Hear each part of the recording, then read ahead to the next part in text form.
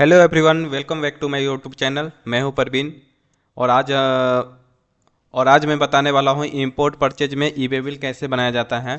तो चलिए सीधा चलते हैं। क्रोम ब्राउज़र में ई वे बिल लॉगिन करते हैं। ई वे बिल लॉगिन करने के बाद यहां पे जनरेट न्यू पे क्लिक करेंगे और यहाँ पे इनवर्ट पे क्लिक करेंगे, इंपोर्ट परचेज पे क्लिक करेंगे। यह इंपोर्ट है, इंपोर्ट पे क्लिक करेंगे। फिर इसके बाद यहाँ पे आ जाएगा बिल ऑफ एंट्री। तो यहाँ पे हमको बिल ऑफ एंट्री नंबर ही डालना है, दूसरा कुछ भी नहीं डालना है। जैसे बिल ऑफ एंट्री नंबर कहाँ था, जैसे कि बी कॉपी होगा, बिल ऑफ एंट्री कॉपी से ऊपर में ही लिखा रहता है बी नंबर। तो यहाँ पे ये बी नंबर जो है वो हम यहाँ पे डालेंगे। यहाँ पे बी नंबर जो है, यहाँ पे बी नंबर डालेंगे। और फिर यहाँ पे डेट डालेंगे। डेट यहाँ चेंज करना एकदम कंपलसरी है। डेट यहाँ पे चेंज करेंगे। डेट कहाँ पे, यहाँ पे जो बी में जो बी डेट है, ये डेट वहाँ पे सिलेक्ट कर लेंगे। सपोज यहाँ पे 15 ऐसे सिलेक्ट कर सकते हैं, बैक डेट सिलेक्ट कर सकते हैं। तो यहाँ पे सिलेक्ट करना है, जो बी डेट रहेगा वही यहाँ पे सिलेक्ट करना है। फिर इसके बाद यहाँ पे आता है ट्रांजेक्शन टाइप।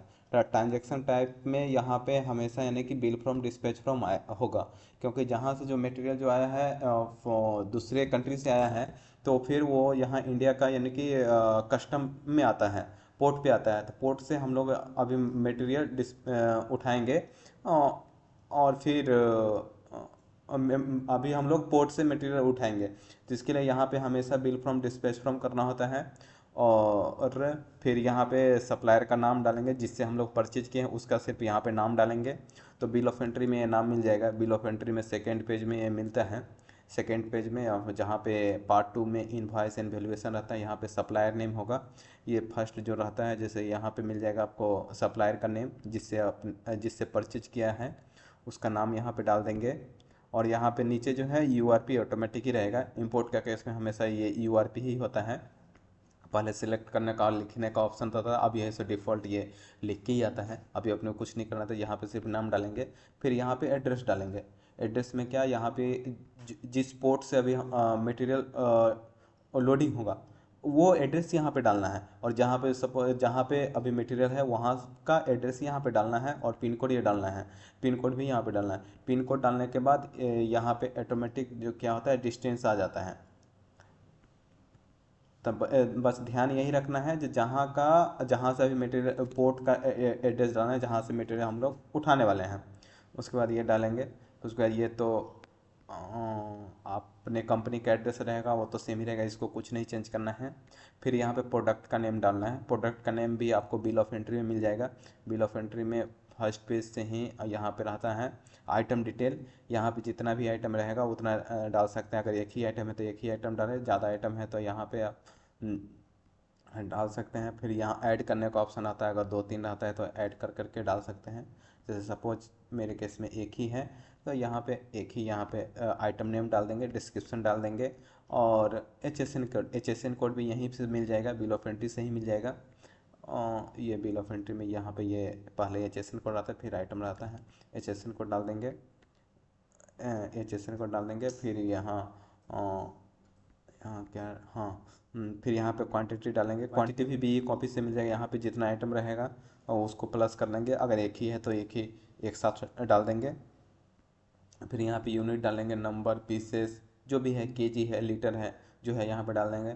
और यहाँ पे वैल्यू डालेंगे। यहाँ वैल्यू डालते समय एक चीज़ का एकदम ध्यान रखना पड़ता है, क्योंकि क्योंकि कुछ लोग हैं तो यहाँ मिस्टेक करते हैं। दो ही जगह मिस्टेक, इंपोर्ट के केस में दो ही जगह आदमी मिस्टेक करता है। एक तो यहाँ पे वैल्यू डालने में मिस्टेक करता है, दूसरा डॉक्यूमेंट नंबर डालने में मिस्टेक करता है। जबकि यहाँ पे क्लियरली लिखा रहता है बिल ऑफ एंट्री, तो यहाँ पे सिर्फ बिल ऑफ एंट्री नंबर ही डालना होता है। कोई कोई नंबर है जो कोई कोई आदमी है जो बिल नंबर जो रहता है, इन्वाइस नंबर जो होता है, कॉमर्शियल इन्वाइस नंबर, वो डाल देता है, जबकि वो नहीं डालना होता है।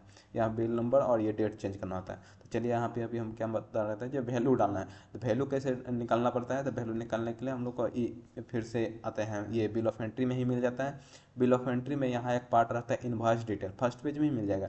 इन्वाइस नंबर जो कॉमर्शियल इन्वाइस जो होता है उसका नंबर यहाँ पे रहता है। यहाँ पे रहता है अमाउंट रहेगा। तो ये अमाउंट ये डॉलर में अमाउंट रहता है, जैसे कि ये लिखा हुआ है और इधर यूएसडी लिखा हुआ है। यहाँ पे ये डॉलर हो गया, और इसके बगल में ही रहेगा एक्सचेंज रेट। तो अपने को क्या करना रहेगा, जितना डॉलर है उतना से ये एक्सचेंज रेट को इंटू करेंगे। सपोज ये 42,700 है, तो 42,700 इंटू 84.3 है।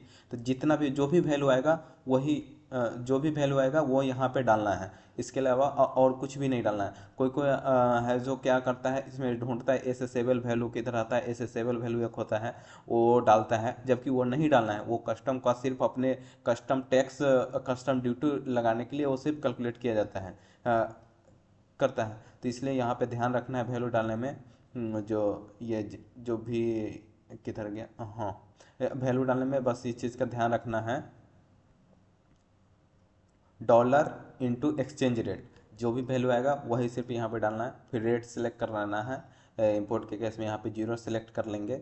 0 सेलेक्ट करने के बाद फिर यहाँ पे टोटल वैल्यू ऑटोमेटिक, यहाँ पे टोटल ऑटोमेटिक आ जाएगा। फिर यहाँ पे ट्रांसपोर्टर का डिटेल डालेंगे। ट्रांसपोर्टर का डिटेल उसका जीएसटी नंबर रहेगा जो CHA होगा। उस ट्रांसपोर्टर का डिटेल जीएसटी नंबर रहेगा, आईडी नंबर जो भी होगा वो डालेंगे, नहीं है तो नहीं डालेंगे। नेम रहेगा, नेम डाल देंगे। और ये किलोमीटर तो ऑटोमेटिक आ जाएगा। फिर उसके बाद पार्ट बी में आते हैं। पार्ट बी में यहाँ पे अगर पार्ट बी अभी जनरेट नहीं करना है तो इतना ही करके सबमिट करेंगे, जनरेट हो जाएगा, पार्ट ए जनरेट होएगा। फिर आपको पार्ट बी जनरेट करना पड़ेगा। फिर पार्ट बी जनरेट करने हाँ, एक बात और ध्यान देना है, कभी अगर मान के कि आपको बोलेगा कि पार्ट ए जनरेट करके दे देने के लिए, तो पार्ट ए जनरेट करने के टाइम पे आपको एक चीज़ ध्यान रखना है कि ट्रांसपोर्टर का डिटेल यहाँ डाल देना है। ट्रांसपोर्टर का डिटेल डालने से क्या फ़ायदा होगा, जब ट्रांसपोर्टर खुद फिर वो व्हीकल नंबर डाल करके पार्ट बी जनरेट कर सकता है। अगर उसका डिटेल आप नहीं डाले रहेंगे तो वो पार्ट बी जनरेट नहीं कर पाएगा, फिर आपको ही करना पड़ेगा। तो यहाँ पे फिर अगर आपके पास व्हीकल नंबर अवेलेबल है, यहाँ पे व्हीकल नंबर डाल देंगे। फिर यहाँ पे ये चलान नंबर, जो ट्रांसपोर्टर का जो चलान नंबर होगा वो यहाँ पे डालेंगे, नहीं है तो नहीं डालेंगे, इन्हें लिख देंगे, कुछ नहीं करना है। फिर यहाँ पे सिंपली सबमिट कर देना है। सबमिट करते हैं ये वे विल जनरेट हो जाएगा, बस और कुछ नहीं करना है। ये वे विल जनरेट हो गया और इससे आप मूवमेंट कर सकते हैं, और इसके अलावा कुछ नहीं करना है। बस ध्यान देने वाली दो ही चीज़ है, यहाँ पे बिल ऑफ एंट्री नंबर डालना है, bill of entry date change करना रहता है, यहाँ पे बिल फ्रॉम डिस्पैच फ्रॉम लिखना है।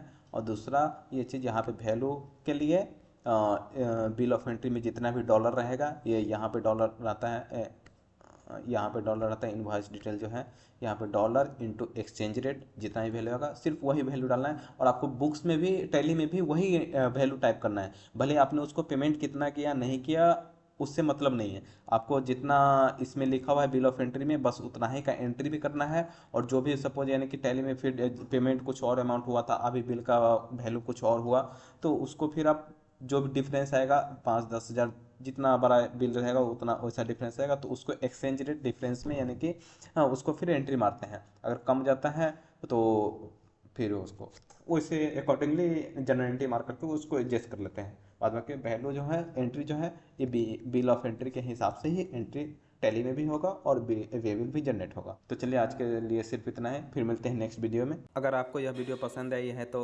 वीडियो को लाइक करें और चैनल को सब्सक्राइब करें, साथ ही बेल आइकन को भी दबा लें।